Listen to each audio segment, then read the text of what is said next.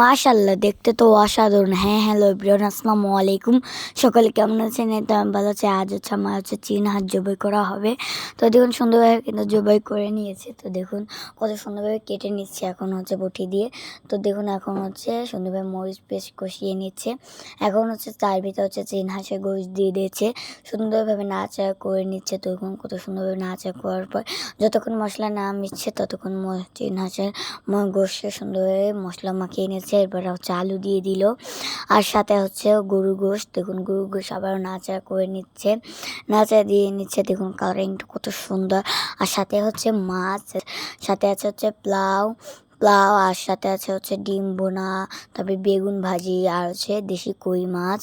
তো দেখুন সুন্দরভাবে দেখুন আমরা সকলে খেতে বসে গিয়েছি বিসমিল্লাহ বলে। ওই যে আমি তো দেখুন এরপর খাওয়ার পরে আমরা একটু আম খেলাম। আর আমার নানু যেহেতু এসেছে তো তাদের জন্য আছে আম দুধ ভাত। ভিডিওটি শেয়ার দিয়ে পাশে থাকবে।